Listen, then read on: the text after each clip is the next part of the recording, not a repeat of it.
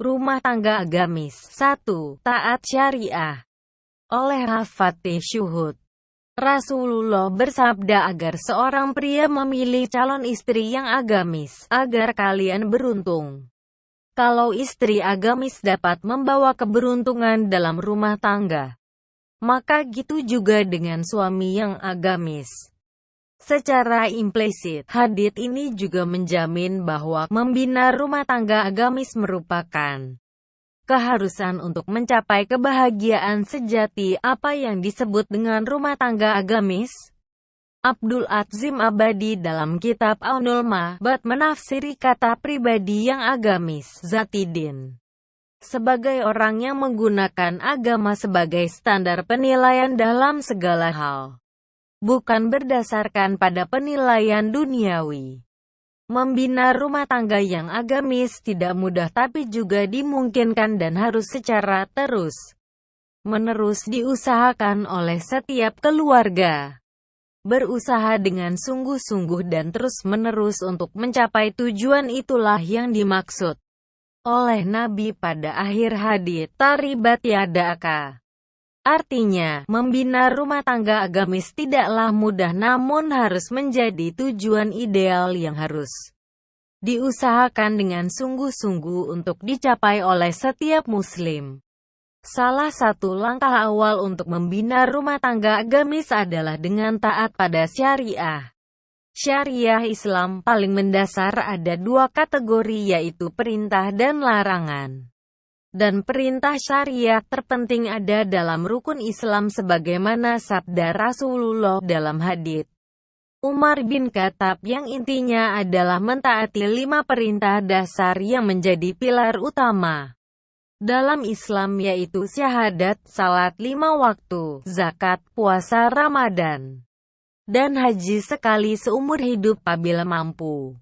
Sedangkan larangan syariah yang harus dijauhi adalah perbuatan yang termasuk dalam kategori dosa besar. Az-Zahabi dalam kitab Al-Kabair menyatakan ada 70 macam dosa besar yang harus dijauhi oleh setiap muslim yang taat.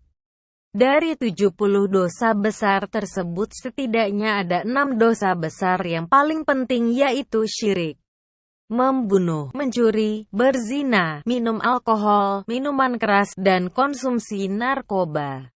Sebuah keluarga yang taat pada syariah sebagaimana disinggung di muka disebut keluarga yang soleh.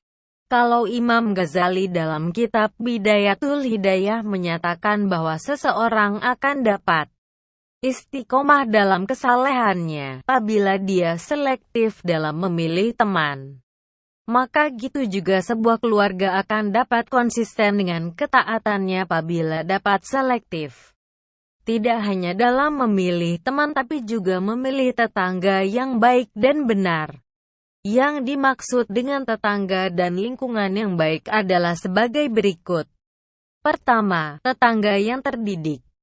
Tetangga terdidik memiliki gaya hidup, perilaku dan wawasan yang baik.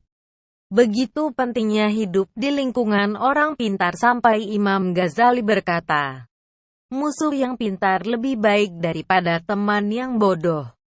Kedua, tetangga soleh. Jangan bertetangga dengan keluarga yang fasik yang suka membuat dosa besar tanpa henti, karena berteman dan bertetangga dengan lingkungan seperti itu akan membuat semangat membuat amal kebaikan menurun dan perlawanan terhadap perilaku maksiat akan mengendur. Dalam Qs Al-Kahfi pukul 18.28 Allah berfirman, dan janganlah kamu mengikuti orang yang hatinya telah kami lalaikan dari mengingati kami, serta menuruti hawa nafsunya dan adalah keadaannya itu melewati batas. Ketiga, jangan bertetangga dengan keluarga yang materialistik dan konsumtif. Islam menganjurkan untuk bekerja keras dan tidak ada larangan menjadi kaya.